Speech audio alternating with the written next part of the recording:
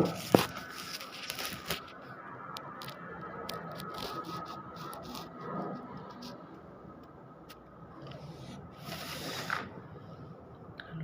दोस्तों, मेरा नाम मनराज गुजर है। PSI की तैयारी कर रहा हूँ।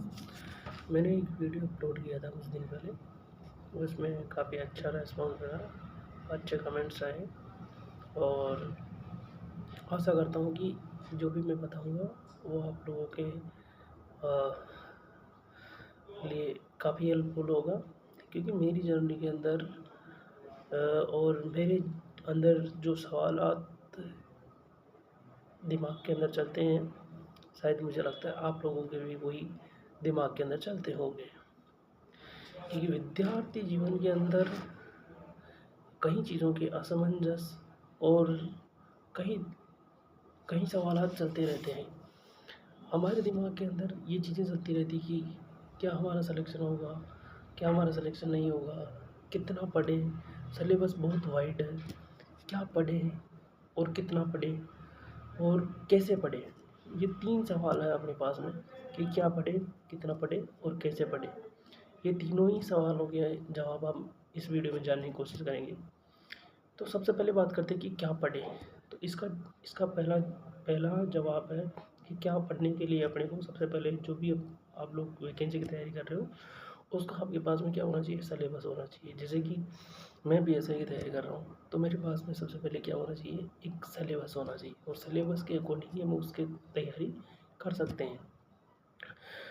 और दूसरी बात से पहले मैं आपको बता देता हूँ, और सिलेबस अपने को ऐसे नहीं पढ़ना कि अपन ने हार्ड कॉपी के अंदर ले लिया और हार्ड कॉपी के अंदर पढ़ लिया। नहीं, ये नहीं चलेगा। अपने को उसको उसको सॉफ्ट कॉपी, हार्ड नहीं, सॉरी, सॉफ्ट कॉपी के अंदर यानी मोबाइल के अंदर अपने को नहीं, ऐसे नहीं रखना। अपने को PDF में नहीं, अपने को हार्ड कॉपी में निकालना। उसको हार्ड कॉपी मतलब पेजेस में निकालना है और उसको फिर अपने को रीड करना है। रीड करेंगे कैसे कि एक एक टॉपिक को देखो आप, कि जैसे कि मान लो हिंदी के अंदर क्या आ रहा है और मैथ के अंदर ही आ रहा है, GK के अंदर आ रहा है, राजस्थान GK का वेटेज कितना, कितने क्वेश्चन आ रहे हैं और इंडिया GK का वेटेज कितना है, रीजनिंग का कितना वेट है, साइंस का कितना वेटेज है। तो ये सब आपने को जानना बहुत ज़रूरी है, क्योंकि ये सब जानेंगे अपन, उसी के अकॉर्डिंग तो अपन तैयारी को आगे बढ़ा पाएंगे।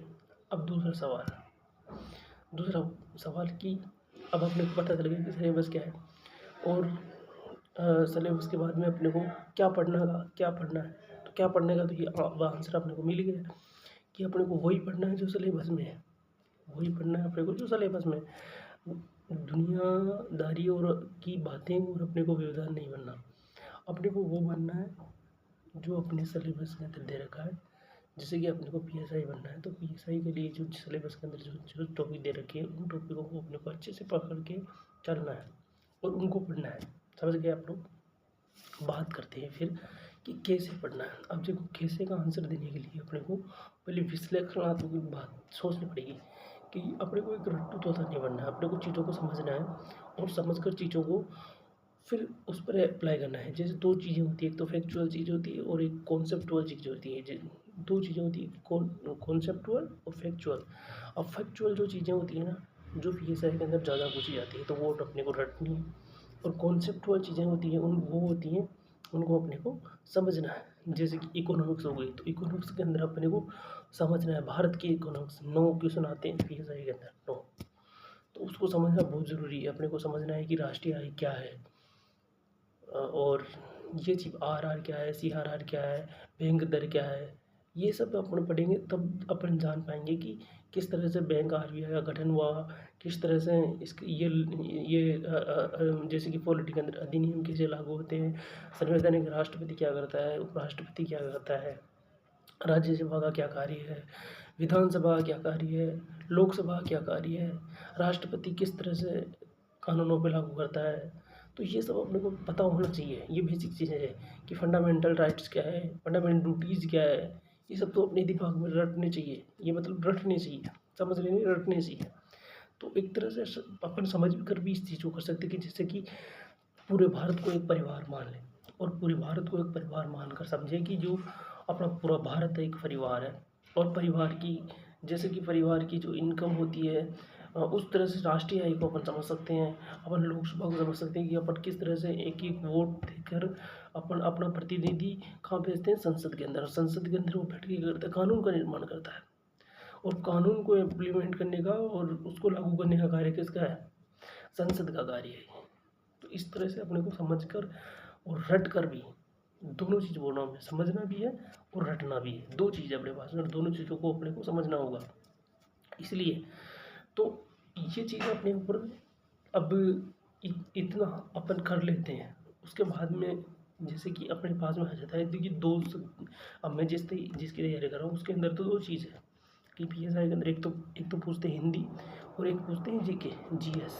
तो GK GS का अंदर क्या हुआ, एक तो GK और एक GS मतलब general studies, general knowledge, general science. तो ये चीज़ें अपने को पता होनी चाहिए कि जनरल स्टडीज क्या है, जनरल नॉलेज क्या है, जनरल अपने को अवेयरनेस होना चाहिए कि अभी क्या चल रहा है, वर्तमान प्रेजेंट में क्या चल रहा है, कि कैसे इस वक्त में इजराइल के और उसके इजराइल और जो इसके अंदर गाजा के अंदर, जो गाजा पट्टी के अंदर युद्ध चल रहा है वो क्यों चल रहा है, अब वहाँ की क्या यथास्थिति है, ये सब पता होना चाहिए। आजकल करंट के अंदर इतने सवाल पूछ रहे हैं। एक सिस्टर में मेरे को मैसेज किया था उन्होंने, तो वो बोल रही कि भैया कि करंट को 2-3 महीने पहले पढ़ ले, वैकेंसी से पहले। तो ऐसा नहीं चलेगा। आजकल करंट के जो सवाल है उनका स्टैंडर्ड बहुत बढ़ गया है, तो अपने को समझना पड़ेगा, अपने को उस लेवल से पढ़ना पड़ेगा और उस लेवल से अपने को करंट को समझना पड़ेगा। तो इसके लिए अपने को क्या करना पड़ेगा, एक तो मंथली मैगजीन ले लो, जैसे कोई भी ले लो, क्रोनोलॉजी ले लो, मूवमन ले लो, या फिर विकास सर की जो दृष्टि IAS की आती है वो ले लो, विजन IAS की ले लो। लेकिन इतना नहीं करने का, अपने राजस्थान के लिए अपने को मूवमन ले लेनी है, या फिर क्रोनोलॉजी लेनी है, या फिर विकास जो सर है तहसीलदार जो उनकी सिरेमिक अकेडमी है उनका आप उनको फॉलो कर लो, क्योंकि वो सबको मिक्स कर देते हैं और फिर वो पढ़ाते हैं। तो इस तरह से अपने को क्या करना है, करंट को भी लेके चलना है। साथ में अपने को क्या करना है, इकोनॉमिक्स पढ़ना, पढ़ना है, अभी रटना है, अभी समझना है। अगर अपन अभी समझेंगे तो ठीक है, बदल जाएगी, उसकी टर्म्स नहीं बदलेगी, योजनाएं वही रहेंगी, नाम चेंज हो जाएगा। तो इसलिए अपने को समझना है कि उस चीज़ को अपने को अभी रट लेना है, ताकि आगे अपने को प्रॉब्लम ना हो। इसलिए मेरी तबीयत थोड़ी ख़राब है अभी, तो उसके लिए सॉरी चाहता हूँ। और अभी वीडियो को यहीं विराम देते हैं, और लव यू दोस्तों। आपके जो भी कमेंट्स हो गए तो वो कर देना, बाकी मैं आप लोग को रिप्लाई करने की कोशिश करूँगा। थैंक्स, धन्यवाद।